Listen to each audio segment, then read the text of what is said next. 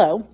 Um, so I have a theory that I was presented that I would like to present to you guys. So my sister, um, who is a very avid Back to the Future fan, um, we had like a mini party on Christmas Eve, um, and we watched the Polar Express.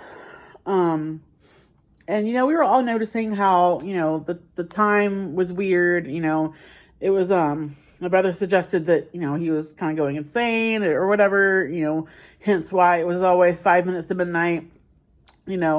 Starting from when the clock stopped ticking, until basically the Christmas morning. That was his theory. Excuse me. My sister's theory, on the other hand, I don't remember if she came up with this or if she saw it somewhere else.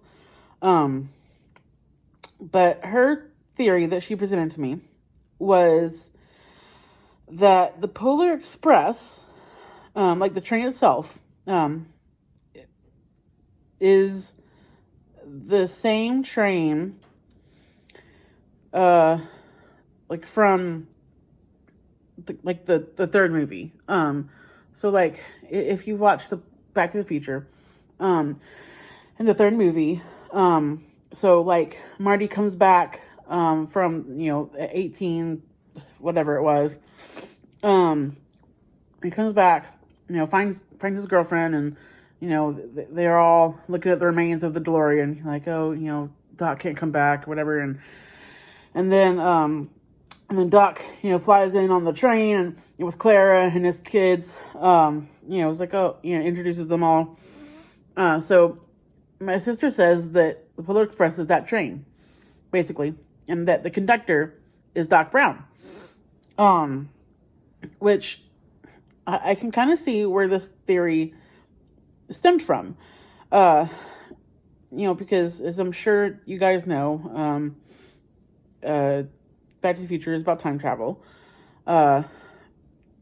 So her theory is that, the reason that's why time is able to stop, basically, is because, the train is the new vehicle, no pun intended, the new vehicle for time travel. The DeLorean, it's not the DeLorean anymore because it got destroyed. It's the train now. So like that's why time. That's why it's always 5 minutes to midnight, basically. That's why it's able to be 5 minutes to midnight for trips that would otherwise be hours long. They're just able to pause time, basically, until they get to the North Pole. And then, and then it's midnight, basically. It's Christmas. And then they're just able to, potentially pause time again until all the kids are back at their houses. So I can kind of see where I can kind of see where this theory stems from. Pausing time isn't really a power of the DeLorean that is brought up in the movies. It's really, for going to a specific, either for going forward or backwards to a specific time. But I do kind of like it. And that, hence this would mean, I might have said this already, hence this would mean that the conductor is Doc Brown. Which I know that this was never something that was ever addressed from people who made this movie, or either movie. But I do kind of like the idea that, I do kind of like that idea. It just seems a little... It does seem kind of fun to imagine, that this conductor and Doc Brown are the same person and that it's his train. There's still the issue of like, oh, well, where's Clara and, where's his kids? Because Doc Brown is already, assuming to be kind of old, just because from the way he looks, it does look like he'd be kind of old. The conductor does look younger than Doc Brown, so there's that issue. Because you don't turn younger, whenever you use the DeLorean, you're still you. Um, it's just, you do have your other self in whatever time you're going to. Hence the movie. It's a problem in the second movie, especially. It's just like you're still you, but I do still kind of like this idea, and I'm not super smart or anything, so I wouldn't be able to work out the logistics of how this could potentially work. Assuming that they are the same person. So I don't know how the logistics would work if this were true. But yeah. Oh, another theory that I just thought of, on a similar topic. I just thought of this also. My husband had brought up this theory that he found scrolling through Instagram or Facebook or whatever. And I've seen it before too, so it's not like this was the first time that I'd heard of it. But a theory that Willy Wonka is actually George Weasley. And he's using his magical abilities to create this seemingly magical chocolate and other treats. Which I don't know if I like that one as much as the Polar Express theory, just because that would mean that George is basically leaving like the rest of his family. And I don't think that he would like leave the rest of his family, because like at that point, assuming that this theory is true, that would mean that he would be leaving Ron and Jenny and Harry and Bill and all his brothers, basically. Because Molly and Arthur might or might not be alive at this point, just depending on how much older he would have to be. And I just don't think that George would do that. Yes, I know that he would still be very understandably upset about the death of Fred, which very, very understandable. I think anybody would be upset about the death of a sibling, especially a twin. But I just don't think George would do that. So I'm not as enthused about that theory as I am the Polar Express one. Oh, gosh, another theory that I just thought of. Gosh, I'm sorry. I really only intended to talk about the Polar Express theory for this video. But another theory that I just thought of was, I haven't heard anybody else talking about this one, and I saw it all of one time, so it might not be a popular theory. But there was this theory that Mary Poppins is a witch working for the Ministry of Magic within the Harry Potter universe. And that basically she's looking for potential Muggleborns who are open to the idea of magic.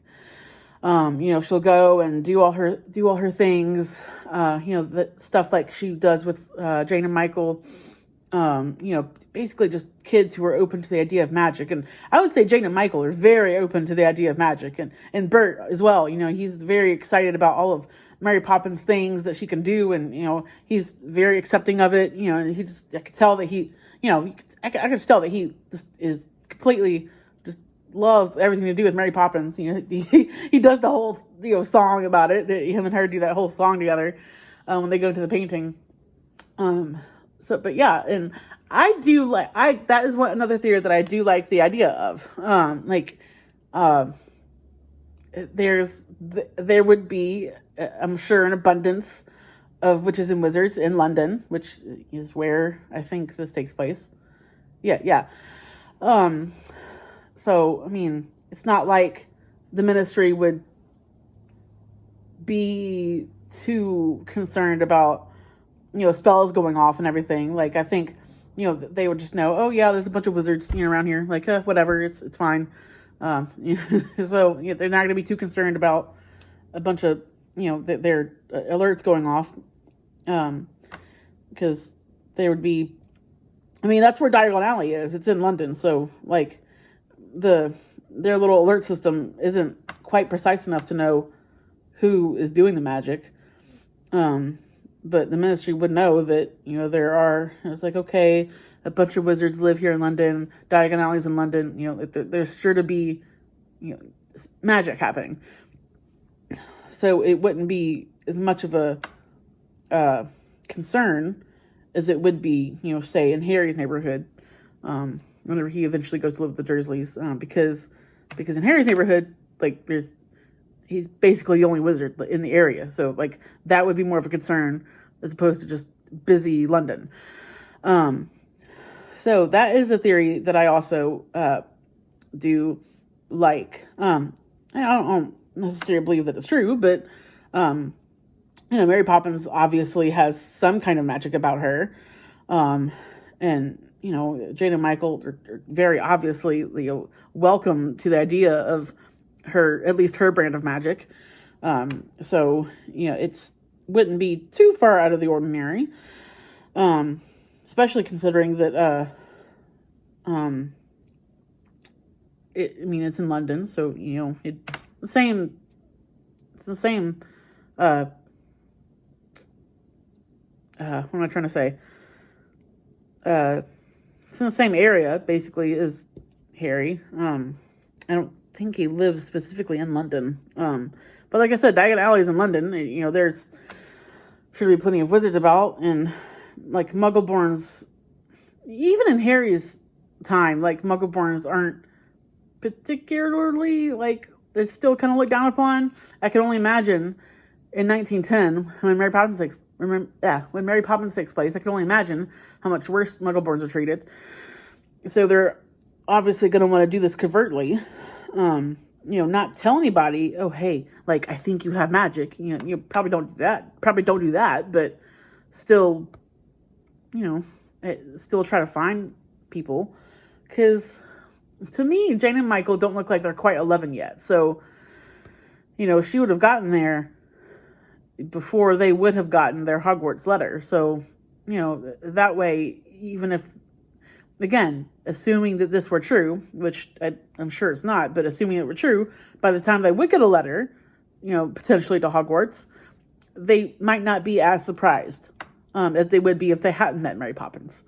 So, and I don't really remember how much of this I actually read versus how much I'm just thinking on my own.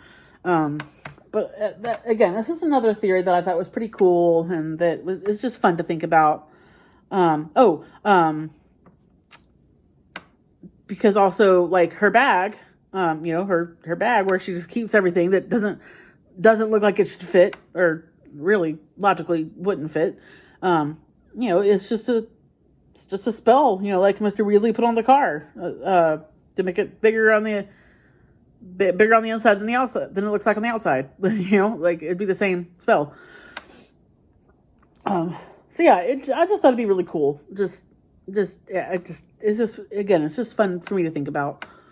And y'all can let me know, what y'all think too. Do you think any of them are plausible? Because obviously they're not confirmed, and none of them would probably ever be confirmed. Because they're just, fun to think about, and people just like to draw connections between movies, just regardless of, if they're true or not. Yeah, I just like to think about them. I don't actually think that any of them are true. But just like I said, it's really just for me, it's just for fun. It's just fun for me to think about theories connecting movies like this. You're just trying to figure out how they might be connected, even if they're not.